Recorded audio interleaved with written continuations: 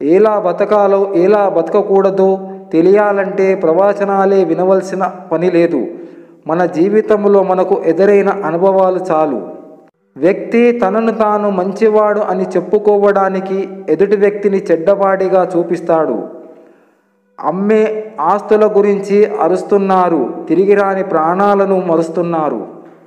మనిషికి దారి చూపేవాడు భగవంతుడే, దారులు మూసేసేవాడు కూడా భగవంతుడే. ఎవరి దగ్గర ఏది ఆశించకు, చులకనగా చూస్తారు, ఉన్నదాంట్లోనే సరిపెట్టుకో, గౌరవంగా తలెత్తుకొని బ్రతుకు.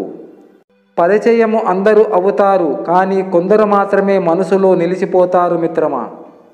ఎంతటి ఆవేశములో ఉన్నా ఎదుటివారి బాధపడేలా మాట్లాడకపోవటమే మన విఘ్నతకు నిదర్శనం. అనుక్షణం మారిపోయే వారి కోసం ప్రతిక్షణం ఆరాటపడతాం, అవమానపడతాం. చిమ్మ చీకటిలో ఉన్నప్పుడు ఒక చిన్న వెలుగు కనిపిస్తే ఎంత ధైర్యంగా ఉంటుందో, మనం కష్టాల్లో ఉన్నప్పుడు మనల్ని ఓదార్చే ఒక వ్యక్తి మనతో ఉంటే అంతే ధైర్యంగా ఉంటుంది. విద్య, జ్ఞానం, సంపద ఎంత ఉన్నా వినయం, విధేయత, మానవత్వం లేకపోతే మనిషికి విలువ ఉండదు. నువ్వెన్ని తప్పులు చేసినా మారడం కోసమే, మర్చిపోవడం కోసమే. రేపనేది ఖచ్చితంగా ఉంటుంది. అన్నీ తెలుసు అన్న గర్వం ఉండకూడదు. ఒక జీవి రాక 9 నెలల ముందే తెలిసిపోతుంది, కానీ ప్రపంచం నుండి వెళ్ళే విషయం 9 సెకండ్ల ముందు కూడా తెలుసుకోలేం. మన దగ్గర ఏముంది అని ఆలోచన కంటే మన దగ్గర ఎవరున్నారు అనే ఆలోచన కోటి కష్టాలను కూడా మర్చిపోయేలా చేస్తుంది. డబ్బు ఇది ఉంటే 10 మందిలో ఒక్కడివి అని చూపిస్తుంది, అది లేకుంటే పనికి మాలిన వాళ్ళలో ఒక్కడు అని నిందిస్తుంది. ఒంటి నిండా మట్టి ఉండడం అవమానం కాదు, ఇతరుల నోట్లో మట్టి కొట్టి జీవించడమే అవమానం. ఏ మనిషిని నిందించకు, ఏ మనిషిని తప్పు బట్టకు. మారేది పరిస్థితులు, మార్చేది పరిస్థితులే. ఒకరికి మేలు చేసే పని ఏదైనా గొప్పదే. ఒక గొప్ప పని నిజాయితీగా చేయాలని ప్రయత్నించే ప్రతి మనిషి గొప్పవాడే. ప్రేమ అనేది ఉచితంగా దొరికేది కాదు, దాని ఖరీదు ఒక హృదయం. విలువలు లేని ప్రేమ చక్కెర లేని కాఫీ లాంటిది, ఎంత త్రాగినా తృప్తి ఉండదు. విలువలతో కూడిన ప్రేమ త్రాగిన కొద్దీ తాగాలనిపించేది తీయని కాఫీ లాంటిది. ఉత్త చేతులతో తల్లి గర్భము నుండి వచ్చావు, ఖాళీ చేతులతో భూగర్భములోకి పోతావు. తొలి స్నానం గుర్తులేదు, చివరి స్నానం తెలియదు. పోయేలోగా 10 మందికి సహాయం చేసిపోతే ఆ పుణ్యం వలన మనకు మన పాపకర్మల నుండి కొంచెమైనా విముక్తి లభిస్తుంది. మనసులో ఒకరిని పెట్టుకొని బయట ఇంకొకరితో ఇష్టం ఉన్నట్లు నటించకండి. మీది నటనే కావచ్చు, కానీ ఎదుటివారిది జీవితం. మీరు బాగానే నటిస్తారు, కానీ మీరే జీవితం అనుకున్న వాళ్ళు రోజు నరకం అనుభవిస్తూ జీవితమంతా జీవించంలా ఉండిపోతారు. విమర్శించే వ్యక్తి దిగజారుతాడు, విశ్లేషించే వ్యక్తి ఎదుగుతాడు. జీవితం అనేది ఒక ప్రశ్న లాంటిది, ఎవరు సమాధానం చెప్పలేరు. చావు అనేది సమాధానం లాంటిది, కానీ ప్రశ్నించే ధైర్యం ఎవరికి ఉండదు. ప్రతి ఒక్కరిలోనూ ఓపిక అనేది ఉంటుంది, కానీ అది ఎంతవరకు ఉండాలో అంతే ఉంటుంది. దానిని అలానే ఉంచండి. అది నశించిన రోజున ఆ మనిషిలో మరో మనిషి కనిపిస్తాడు. నిజాయితీగా ఉండు, కానీ నిశ్శబ్దంగా ఉండిపోకు. మౌనంగా ఉండు, కానీ మాట పడకు. విలువలేని చోట నోరు విప్పకు. అవసరము ఉన్న చోట నీ కోసం నువ్వు వాదించుకో. మన కోసం ఎప్పుడు ఎవరు రారు. మరణం కూడా మరొకరి కడుపు నింపేలా ఉండాలి, కానీ కడుపు కొట్టేలా కాదు. భరోసా లేని బ్రతుకులకి కోపం, పగ, అసూయ, అహంకారం ఎందుకు? ఉన్న 4 రోజులు నలుగురికి మంచి చేస్తూ జీవించు. పోయేటప్పుడు డబ్బు, హోదా ఏవి నీతో రావు. నీ పాప పుణ్యాల కర్మఫలం మాత్రమే నీ వెంట వస్తుంది. ఎగిరే పావురంల వైపు చూడు. ఆ క్షణంలో ఎగరడం తప్ప తర్వాత ఏం చెయ్యాలో వాటికి తెలియదు. మనిషి కూడా అలా ఉండగలిగితే మనిషి జీవితం ఎంతో ఆనందకరం. నాలుక నిప్పు లాంటిది, ఎన్ని మనుషులనైనా కాల్చగలదు, ఎంతమందినైనా కూల్చగలదు, ఎన్ని బంధాలనైనా పడగొట్టగలదు. మంచి పరుపు ఉన్నంత మాత్రాన మంచి నిద్ర పట్టదు. మనసు ప్రశాంతంగా ఉంటేనే మంచి నిద్ర పడుతుంది. మా వాళ్ళే అని మోసపోయే కన్నా నాకు ఎవరు లేరులే అని సంతోషంగా ఉండడమే మంచిది. మనిషి ఎంతటి మేధావి అయినా మరుక్షణం ఏం జరుగుతుందో తెలియని అజ్ఞాని. ఒకరు మిమ్మల్ని నిరాకరిస్తే బాధపడకండి. విలువైన దానిని కొనలేని సమయంలో మాత్రమే దానిని నిరాకరించి తక్కువ విలువైన దానిని కొనుక్కుంటారు. మీరు విలువైన వాళ్ళుగా ఉండండి.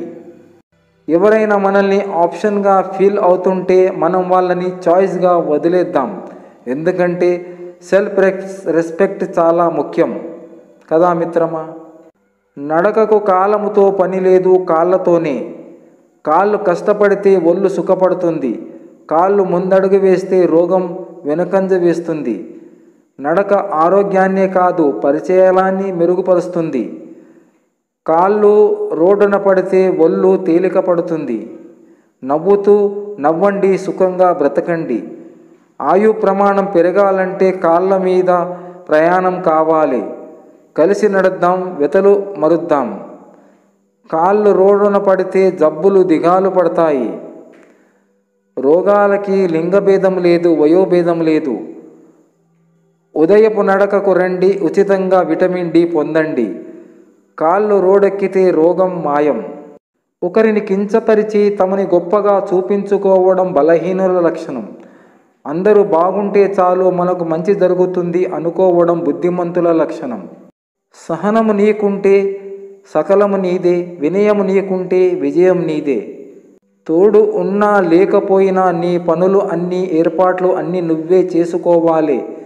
నీకు ఇతరుల నుండి సహాయం వస్తే రాని, కానీ ఎవరి సహాయం కోసం ఎదురు చూడకు.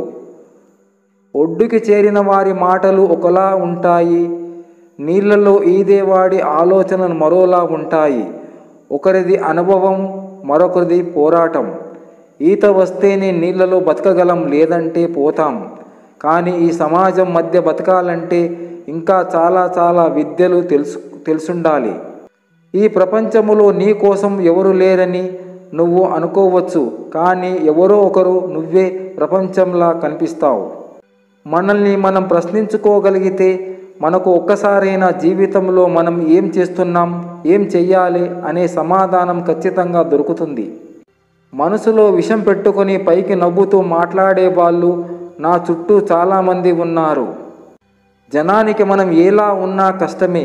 మనం బాగుంటే కుళ్ళుకుని చస్తారు, చెడిపోతే ఊరంతా చాటింపు చేస్తారు. జీవితంలో చేసిన పాపాలన్నీ గంగలో కడిగేసుకుంటాం, మళ్ళీ అదే నీళ్లను ఇంటికి తీసుకొస్తాం. ఇది మనిషి మెంటాలిటీ. గంగాదేవి కూడా నవ్వుకొనే ఉంటుంది. ఎన్ని సంవత్సరాలు జీవించారని కాదు, మీ జీవితానికి ఎంత ప్రాణం పోశారన్నదే ముఖ్యం. జనం మనల్ని ఎంత సులభంగా పొగుడుతారో అంతే సులభంగా నిందిస్తారు.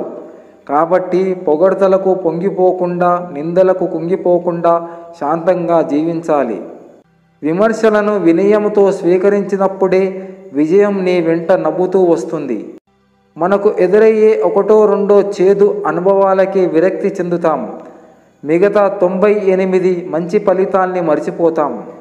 అన్నింటికంటే పెద్ద తప్పు ఏంటంటే మన అంతరాత్మ వద్దని చెప్పిన పరిస్థితుల ప్రభావం వల్ల మనకు నచ్చని పనులను చేయడమే. మనకు నచ్చిన వస్తువు పాడైతే దానిని బాగు చేయించడానికి ఎన్నిసార్లైనా సరే సిద్ధపడతాం. అదే స్థానంలో మనిషి ఉంటే జరిగిన దానిని పదే పదే గుర్తు చేసుకొని దూరం చేసుకుంటాం. ఎవరికి వారు తమ శరీరంలో కుడి ఎడమ మంచి చెడు అనే భేదాన్ని చూపేవారు సమాజంలో వేరొకరికి నిస్వార్థంగా ఎలా ప్రేమించగలరు? ఎవరైతే మీ సంతోషాన్ని కోరుకుంటారో, ఎవరైతే మీ భద్రత కోరుకుంటారో, ఎవరైతే మీ సౌఖ్యాన్ని కోరుకుంటారో, ఎవరు మీరు బాధపడకుండా మీ మాటకి విలువ ఇస్తారో అలాంటి వారు మీ జీవితంలో ఉంటే అసలు వదులుకోకండి. ఎందుకంటే అలాంటి గుణాలు వేరొకరు దొరకవు కాబట్టి.